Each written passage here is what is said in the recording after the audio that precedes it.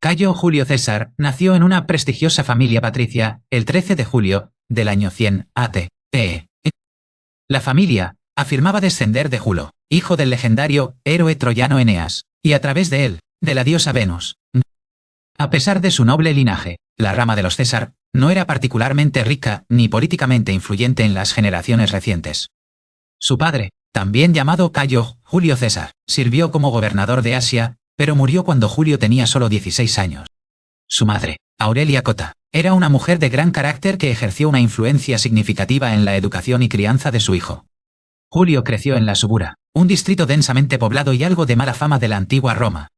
Durante su juventud, Roma se vio desgarrada por una brutal guerra civil entre su tío Mario y el conservador Lucio Cornelio Sila. Cuando Sila salió victorioso, ordenó a César divorciarse de su esposa Cornelia, hija de un aliado de Mario. Al negarse a cumplir, César fue despojado de su herencia y sacerdocio, lo que lo obligó a huir y esconderse. Solo gracias a la intervención de parientes influyentes y de las vírgenes vestales se logró persuadir a un reacio Sila para que lo indultara. Sila comentó célebremente que en este César había muchos Marios. Sintiéndose inseguro en Roma, César partió hacia el este para servir en el ejército bajo el mando de Marco Minucio Termo. Durante el sitio de Mitilene, se le concedió la corona cívica por salvar la vida de un compañero soldado. También sirvió como enviado diplomático ante la corte del rey Nicomedes IV de Bitinia. Tras la muerte de Sila, en el 78 a.C., César regresó a Roma para comenzar su carrera política como abogado. Se hizo famoso por sus excepcionales dotes de oratoria y su implacable persecución de antiguos gobernadores corruptos. Buscando perfeccionar aún más su retórica, decidió viajar a Rodas para estudiar con el famoso maestro Apolonio Molón. Durante el viaje, su barco fue interceptado por piratas cilicios que lo tomaron cautivo. Cuando los piratas exigieron 20 talentos por su rescate, César se rió e insistió en que pidieran 50 en su lugar. Mientras estaba en cautiverio, mantuvo una actitud de superioridad, leyendo poemas a los piratas y llamándolos bárbaros, analfabetos.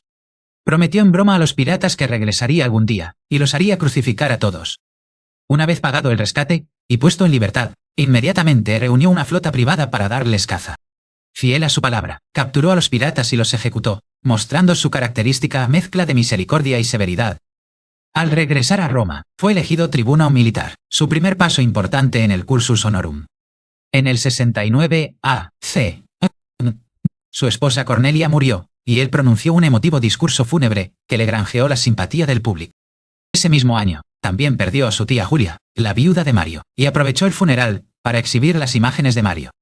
Fue entonces elegido cuestor y asignado a servir en la Hispania ulterior bajo el mando de Antistio Beto. En Gades, se dice que lloró ante una estatua de Alejandro Magno, lamentando haber logrado tan poco a una edad en la que Alejandro ya había conquistado el mundo. Al regresar a Roma, fue elegido edil, y gastó generosamente en juegos públicos y proyectos de construcción. Sus extravagantes espectáculos en el Circo Máximo le valieron la adoración del pueblo romano. En el 63 a.C., se postuló para el cargo de Pontifex Maximus, el sumo sacerdote de Roma, contra candidatos mucho mayores y más establecidos.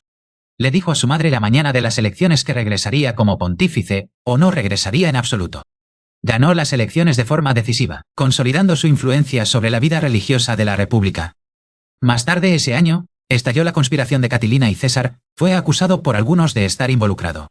En el debate del Senado sobre el destino de los conspiradores, César abogó por la cadena perpetua en lugar de la ejecución. Su postura moderada lo llevó a un conflicto directo con el conservador Catón el Joven. En el 62 a.C., sirvió como pretor, pero su mandato se vio empañado por el escándalo de Clodio Pulcro durante el Festival de la Bona Dea. Debido a que el escándalo involucraba a su segunda esposa Pompeya, se divorció de ella, afirmando que la mujer de César debe estar por encima de toda sospecha. Tras su pretura, fue nombrado gobernador de Hispania Ulterior, donde demostró su talento como comandante militar. Sometió con éxito a varias tribus rebeldes, y fue aclamado como imperator por sus tropas. Al regresar a Roma, en el 60 c. renunció a su derecho a un triunfo para postularse al consulado. Se dio cuenta de que necesitaba aliados poderosos para superar la oposición de la facción conservadora del Senado. Esto llevó a la formación del primer triunvirato, una alianza política informal entre César, Pompeyo y Craso, y Con su apoyo combinado, César fue elegido fácilmente cónsul para el año 59 a.C. Su colega cónsul, Bíbulo, intentó bloquear su legislación, pero finalmente fue obligado a recluirse. César impulsó una serie de reformas agrarias radicales para beneficiar a los pobres y a los veteranos de Pompeyo. Para fortalecer la alianza, su hija Julia se casó con Pompeyo el Grande. El propio César se casó con Calpurnia, la hija de un influyente senador, llamado Pisón. Al final de su consulado, se le concedió un mando de 5 años sobre las provincias de la Galia Cisalpina, la Galia Transalpina e Ilírico. En el 58 a.C. comenzó las guerras de las Galias, que durarían casi una década y redefinirían las fronteras de Roma.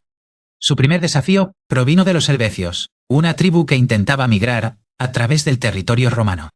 Construyó un enorme muro de fortificación a lo largo del río Ródano para bloquearles el paso. En la batalla de Bibracte, derrotó decisivamente a los helvecios y los obligó a regresar a su tierra natal. Poco después, las tribus galas le pidieron que interviniera contra el rey germánico, Ariovisto. César derrotó a Ariovisto en la batalla de los Vosgos, haciendo retroceder a las tribus germánicas al otro lado del Rin. En el 57 a.C., centró su atención en los belgas, una confederación de tribus del norte de la Galia. En la batalla del Sabis, la tribu de los Nervios casi arrolló a las legiones romanas en un ataque sorpresa. Su valentía personal inspiró a sus hombres a mantenerse firmes, y finalmente lograr una victoria muy reñida. Tras la derrota de los belgas, César envió a sus legados a someter a las tribus marítimas de los vénetos. Los vénetos eran marineros expertos, pero los ingenieros de César desarrollaron ganchos especiales para derribar sus velas. Hacia el 56 a.C.,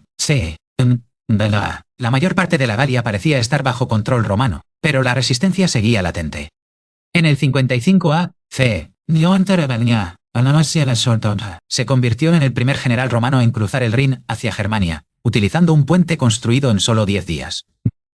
La construcción del puente fue una hazaña de ingeniería destinada a intimidar a las tribus germánicas. Más tarde, ese mismo año, lanzó la primera expedición romana a Britania. El desembarco fue difícil, ya que los guerreros británicos lucharon contra los romanos entre las olas.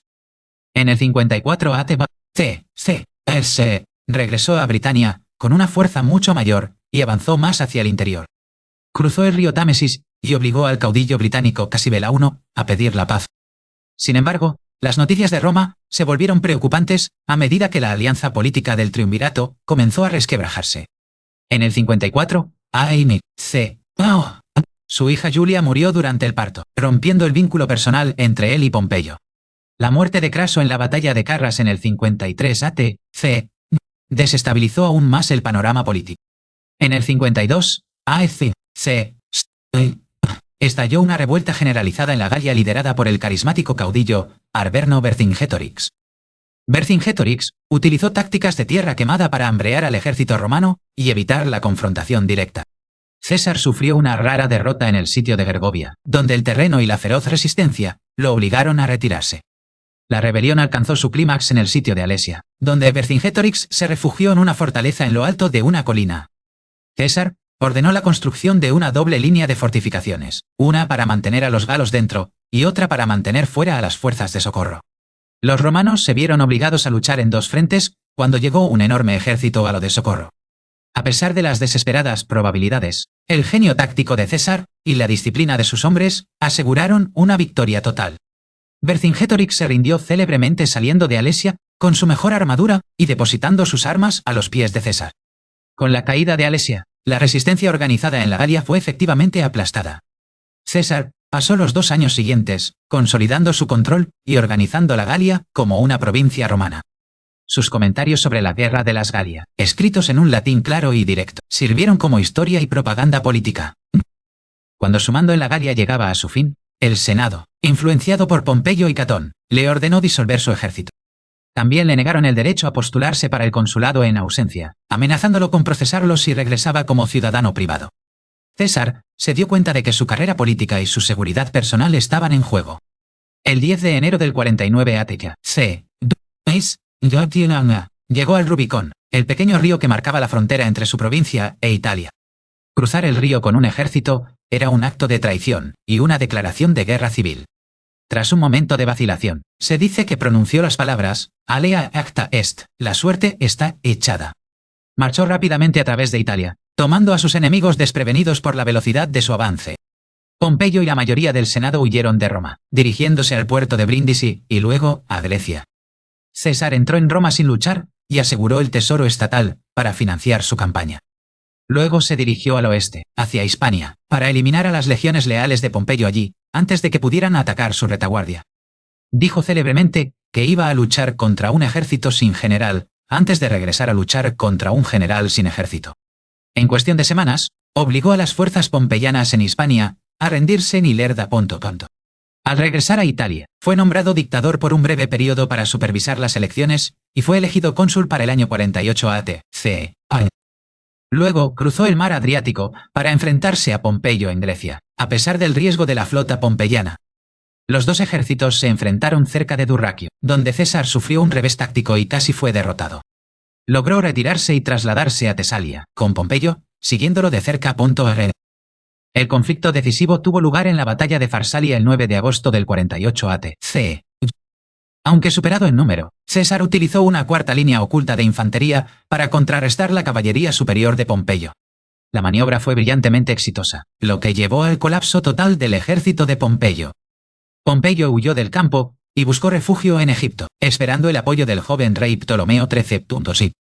César lo persiguió hasta Alejandría, solo para que los consejeros del rey le presentaran la cabeza cortada de Pompeyo. Se dice que lloró al verla, lamentando el trágico final de su antiguo amigo y rival.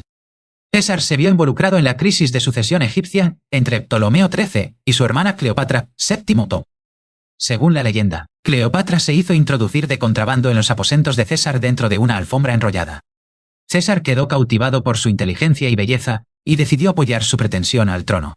Estalló la guerra de Alejandría, y César fue sitiado en el barrio real de la ciudad durante varios meses. Durante los combates, se dice que parte de la gran biblioteca de Alejandría fue quemada. Tras la llegada de refuerzo, César derrotó a las fuerzas de Ptolomeo en la batalla del Nilo. Cleopatra fue establecida como la única gobernante de Egipto y César pasó varios meses con ella en un crucero por el Nilo. Las noticias de problemas en el este lo obligaron a abandonar Egipto y marchar contra Farnace II del Ponto. En la batalla de Cela, logró una victoria tan rápida que envió el famoso informe Veni Vidi, Viticalitoseneis, décima. Al regresar a Roma, se enfrentó a un motín de sus legiones veteranas, que estaban cansadas de las largas guerras y exigían su paga. Sofocó el motín con una sola palabra, dirigiéndose a ellos como ciudadanos, en lugar de soldados, lo que los avergonzó profundamente. Luego zarpó hacia África para enfrentarse a las fuerzas pompeyanas restantes lideradas por Metelo Escipión y Catón, el joven. En la batalla de Tapso, en el 46 a.C., César obtuvo otra victoria abrumadora. Catón el joven se suicidó en Útica antes que vivir bajo el dominio de César, convirtiéndose en mártir de la República. César regresó a Roma y celebró 4 magníficos triunfos por sus victorias en la Galia, Egipto, el Ponto y África. Fue nombrado dictador por 10 años, lo que le otorgó un poder sin precedentes sobre el Estado romano. Una de sus reformas más duraderas fue la introducción del calendario juliano para reemplazar el caótico sistema lunar romano.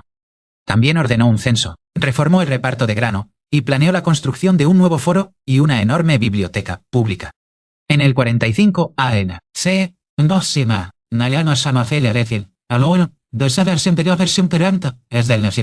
tuvo que partir hacia Hispania para ocuparse de la última resistencia pompeyana, liderada por los hijos de Pompeyo. La batalla de Munda fue la más difícil de su carrera, con el propio César luchando en las primeras líneas para evitar una desbandada. Su victoria en Munda puso fin a la guerra civil y lo dejó como el amo indiscutible del mundo romano. A su regreso a Roma, fue nombrado dictador perpetuo, dictador a perpetuidad. Comenzó a vestir las túnicas púrpuras de los antiguos reyes romanos y se sentaba en un trono de oro en el Senado. Su imagen fue colocada en las monedas romanas, un honor reservado anteriormente para dioses y figuras legendarias. Durante el Festival de la Lupercalia, Marco Antonio ofreció 2 veces a César una diadema real, que él rechazó 2 veces ante los vítores de la multitud. A pesar de su negativa, muchos senadores temían que pretendiera hacerse rey y abolir la república. Comenzó a formarse una conspiración, liderada por Cayo Casio Longino y Marco Gunio Bruto, un hombre a quien César trataba como a un hijo. Los conspiradores se hacían llamar los libertadores y creían que estaban salvando a la República Romana de la tiranía. César fue advertido de un complot contra su vida por varios presagios y una famosa advertencia de un adivino para que se cuidara de los idus de marzo. La mañana del 15 de marzo del 44 ATC, Ureno, Nesendida, Asiago Yana, Atornaba en Caralan, su esposa Calpurnia, le suplicó que no fuera al Senado debido a sus pesadillas. César vaciló, pero fue persuadido de asistir por Décimo Bruto, que formaba parte de la conspiración. Mientras caminaba hacia el teatro de Pompeyo, donde se reunía el Senado, un hombre intentó entregarle un pergamino, con detalles del complot. César tomó el pergamino pero no lo leyó, ya que fue rodeado inmediatamente por peticionarios. Cuando entró en la Cámara del Senado y se sentó en su trono, los conspiradores se reunieron a su alrededor como para presentar una petición. Tilio Cimbro tiró de la toga de César desde el cuello, lo que fue la señal para que comenzara el ataque. Casca asestó el primer golpe, apuñalando a César en el cuello, aunque la herida no fue mortal. César se defendió al principio, gritando e intentando protegerse, con su estilo. Sin embargo, cuando vio a Bruto entre los atacantes con una daga en la mano, se dice que perdió el ánimo. Pronunció célebremente las palabras, tú, Brut, y tú, Bruto, antes de cubrirse el rostro con su toga. Los conspiradores lo apuñalaron 23 veces, y cayó al pie de una estatua de su antiguo rival, Pompeyo. El Senado estalló en caos, y los asesinos huyeron a las calles, gritando que el tirano había muerto. El cuerpo de César quedó donde cayó, hasta que 3 de sus esclavos lo llevaron a casa en una litera. En su funeral público, Marco Antonio pronunció una brillante oración que cambió el ánimo del pueblo romano contra los asesinos. También leyó el testamento de César, que dejaba una suma de dinero a cada ciudadano romano y legaba sus jardines privados al público. Una turba enfurecida prendió fuego a la pira funeraria en el foro y varias de las casas de los conspiradores fueron atacadas. El asesinato no salvó a la República, sino que desencadenó otra ronda de guerras civiles aún más devastadoras. El sobrino nieto e hijo adoptivo de César, Octavio, acabaría surgiendo como el primer emperador romano, Augusto. En el 42 a.C., Julio César fue deificado formalmente por el Senado como Divus Iulius, el divino Julio. Un cometa apareció durante sus juegos funerarios, que la gente creyó que era el alma de César ascendiendo al cielo. Su nombre se convirtió en un título para todos los emperadores romanos posteriores, evolucionando finalmente en las palabras Kaiser y Zar. Julio César sigue siendo una de las figuras más influyentes de la historia mundial, un hombre cuya vida marcó el fin de una era y el nacimiento de un imperio. Sus campañas militares en la Galia cambiaron el mapa cultural y político de Europa para siempre. Sus escritos continúan siendo estudiados por su clara prosa latina y su visión de la guerra antigua. El calendario juliano, aunque ligeramente modificado, proporcionó la base para el calendario occidental moderno que se utiliza hoy en día. Su ascenso al poder demostró la fragilidad de las instituciones democráticas ante un liderazgo carismático y el poder militar. La historia de su amistad y traición con Bruto ha inspirado innumerables obras de arte y literatura, sobre todo de Shakespeare. El rostro de Julio César sigue siendo reconocible para personas de todo el mundo a través de sus numerosas estatuas y monedas. Fue un hombre de extraordinarias contradicciones, un reformador populista y un conquistador militar, un amigo misericordioso y un dictador despiadado. Su cruce del Rubicón se ha convertido en una metáfora universal para dar un paso irrevocable. Incluso en la muerte, Julio César dio forma al destino de Roma durante los siglos venideros. La República Romana murió con él, y el Imperio Romano nació de su legado. Nació como un gallo, pero murió como un dios, a los ojos de su pueblo. Su vida fue un torbellino de ambición, intelecto y pura fuerza de voluntad. Desde los barrios bajos de la Subura hasta las alturas del Capitolio, conquistó cada obstáculo en su camino.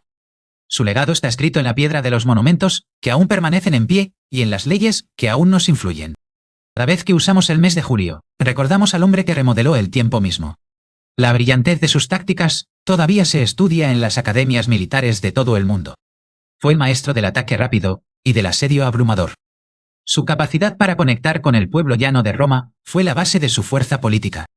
Comprendió que el pan y el circo eran la clave de los corazones de las masas. Su clemencia con sus enemigos se veía a menudo como un signo de su suprema confianza. Pero esa misma clemencia pudo haber dejado las dagas en manos de sus eventuales asesinos. Fue un hombre que vivió su vida al límite de lo posible. Su visión de un mundo romano unificado y organizado se adelantó a su tiempo. Incluso hoy, nos fascina el drama de su vida y la tragedia de su muerte. El fantasma de Julio César ha perseguido la imaginación de Occidente durante 2 milenios. Fue el romano por excelencia, encarnando tanto las virtudes como los vicios de su civilización.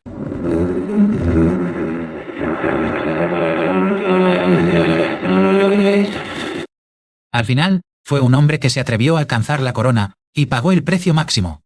Su viaje comenzó en el año 100 a.C. y nunca terminó realmente. Cayo Julio César fue una fuerza de la naturaleza que cambió el curso de la historia. Fue el arquitecto de un nuevo orden mundial. Su nombre será recordado mientras se escriba la historia. La historia de Julio César es la historia de la propia Roma. Fue el hombre que convirtió una ciudad en un imperio. Y con eso, el relato de su extraordinaria vida llega a su conclusión. Pero el eco de su voz todavía se puede oír en los salones del poder hoy en día. Fue el hombre que quiso ser rey, pero fue más que un rey. Su vida fue una obra maestra de estrategia política y militar. Fue un hombre de su tiempo que se convirtió en un hombre para todos los tiempos. El mundo que construyó le sobrevivió 1000 años. Sigue siendo el romano más famoso que jamás haya vivido. Su influencia está incrustada en el mismo lenguaje que hablamos. Fue una leyenda en su propia vida y un mito después de su muerte. Su historia es un recordatorio del poder de un individuo para cambiar el mundo. Fue el primero, y quizás el más grande, de los Césares. La sombra que proyectó sobre la historia es larga y duradera. Fue un titán del mundo antiguo. Su vida fue una gran epopeya que todavía resuena con nosotros. Fue el conquistador de la Galia y el amo de Roma. Su nombre es sinónimo de poder y liderazgo. Fue el hombre que desafió las probabilidades y cambió el destino de una nación.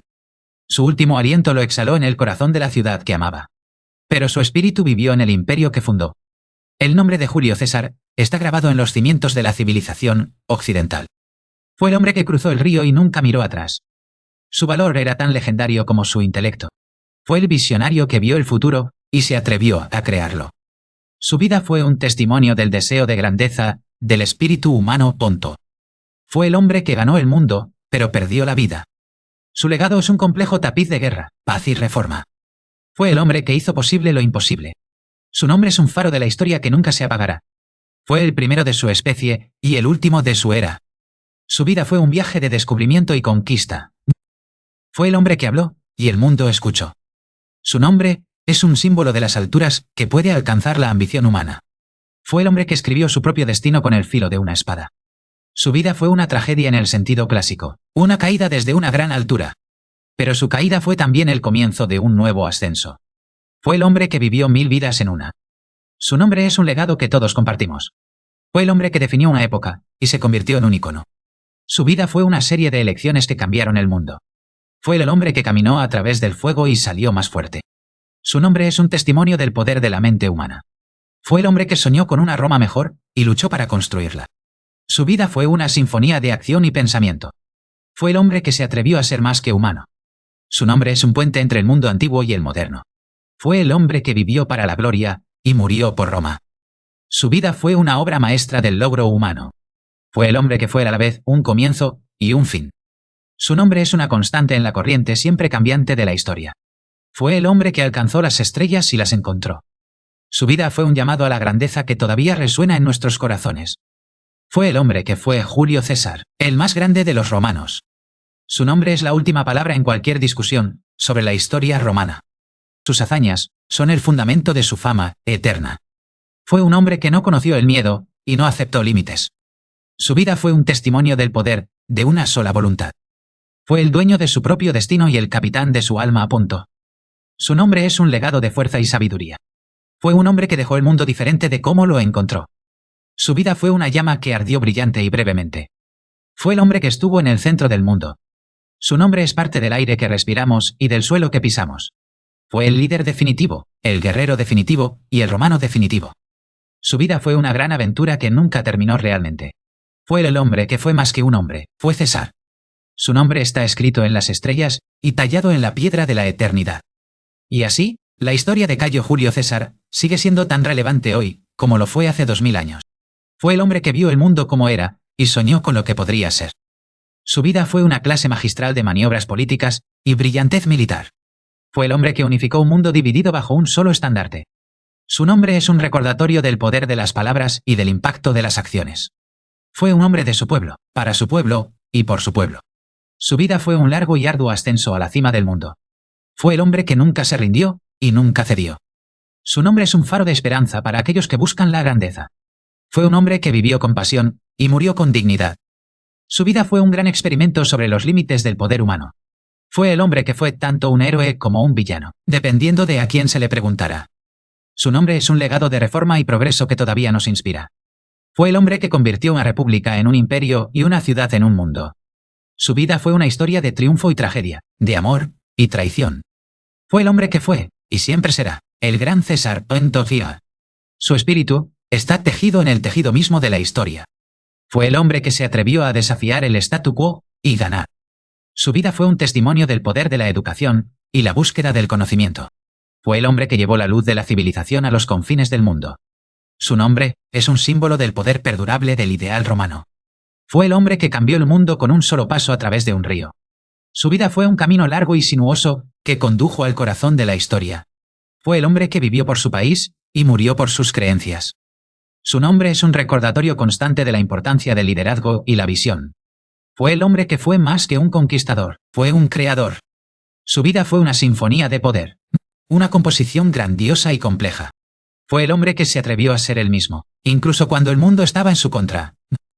Su nombre es un faro de luz que siempre nos guiará a través de la oscuridad de la historia. Fue el hombre que fue a la vez estudiante y maestro del arte del poder. Su vida fue una batalla larga y difícil, pero nunca perdió su espíritu.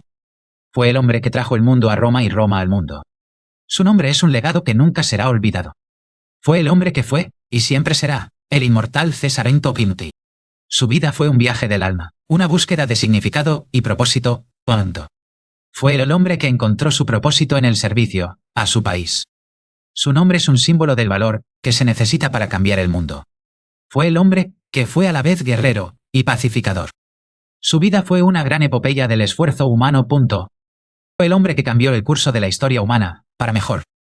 Su nombre es un recordatorio constante del poder del espíritu humano. Punto. Fue el hombre que fue más que un hombre, fue una leyenda. Su vida fue una lucha larga y difícil, pero nunca perdió la esperanza. Fue el hombre que vio la belleza en el mundo y luchó por preservarla. Su nombre es un símbolo del poder perdurable del espíritu romano. Fue el hombre que unió al mundo bajo una sola ley. Su vida fue una gran aventura que siempre nos inspirará. Fue el hombre que fue, y siempre será, el gran líder de Roma. Su nombre es un legado de fuerza, sabiduría y valor. Fue un hombre que conoció el valor del trabajo duro y la dedicación. Su vida fue un testimonio del poder de la imaginación humana. Fue el hombre que cambió el mundo con un solo pensamiento. Su nombre es un faro de luz que siempre nos guiará. Fue el hombre que fue a la vez rey y plebeyo. Su vida fue una gran epopeya del logro humano. Fue el hombre que cambió el curso de la historia y se convirtió en un ícono. Su nombre es un recordatorio constante del poder del liderazgo y la visión. Fue el hombre que unió al mundo bajo una sola ley. Su vida fue una gran aventura que siempre nos inspirará.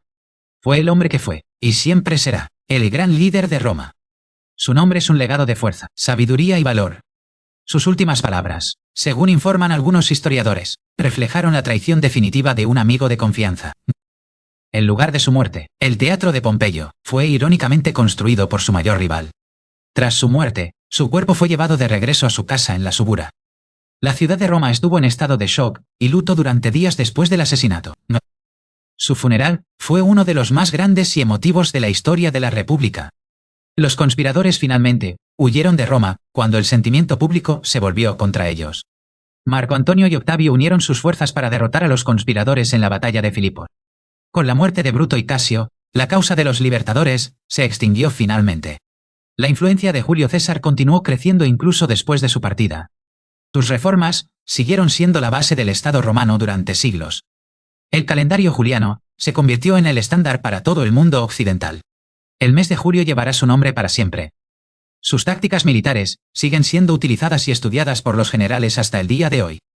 El nombre César se convirtió en un símbolo de poder y autoridad. Fue un hombre que vivió su vida con absoluta intensidad. Su legado es uno de los más significativos de toda la historia de la humanidad. Fue el primer romano en ser deificado y adorado como un dios. Su historia es una clase magistral sobre el ascenso y la caída del poder político. La imagen de Julio César siempre será sinónimo de la antigua Roma. Fue un hombre de su tiempo que lo trascendió para volverse eterno. El nombre de Julio César es un faro que brilla a través de los siglos. Fue el arquitecto del mundo romano tal como lo conocemos. Su vida fue una gran epopeya que nunca será olvidada. Fue el hombre que fue César, el más grande de los romanos. El mundo que creó todavía existe en nuestras leyes, nuestro idioma y nuestra cultura. Fue el hombre que cruzó el Rubicón y lo cambió todo. Su valor fue una leyenda que inspiró a generaciones de soldados. Fue el visionario que vio un nuevo futuro para Roma. Su vida fue un testimonio del poder de la voluntad de un hombre. Fue el hombre que quiso ser rey y, sin embargo, fue más. Su legado es un complejo tapiz de historia y mito. Fue el hombre que hizo realidad lo imposible. Su nombre es un faro de luz que nunca se desvanecerá. Fue el primero de su especie y el más grande de su linaje. Su vida fue un viaje de conquista y descubrimiento. Fue el hombre que habló y el mundo escuchó con el aliento contenido. Su nombre es un símbolo de las alturas que puede alcanzar la ambición humana. Fue el hombre que escribió su propio destino con el filo de su espada. Su vida fue una tragedia que todavía resuena con nosotros hoy. Pero su caída fue solo el comienzo de su fama eterna. Fue el hombre que vivió 1000 vidas en una sola existencia. Su nombre es un legado que todos compartimos como parte del mundo occidental. Fue el hombre que definió una época y se convirtió en un icono para todos los tiempos. Su vida fue una serie de lecciones que resonaron a través de los pasillos de la historia. Fue el hombre que caminó a través del fuego y salió como un dios. Su nombre es un testimonio del poder de la mente y la voluntad humanas. Fue el hombre que soñó con una Roma mejor y la construyó desde los cimientos. Su vida fue una sinfonía de acción, una obra maestra del esfuerzo humano. Fue el hombre que se atrevió a ser más que un simple hombre. Su nombre es un puente entre el mundo antiguo y el nuestro. Fue el hombre que vivió por la gloria y murió por el bien de su país. Su vida fue una obra maestra del logro humano que siempre será recordada. Fue el hombre que fue a la vez el principio y el fin de una era. Su nombre es una constante en la corriente siempre cambiante de la historia humana. Fue el hombre que alcanzó las estrellas y realmente las asió. Su vida fue un llamado a la grandeza que todavía nos inspira hasta el día de hoy. Fue el hombre que fue Julio César, el más grande de todos los romanos.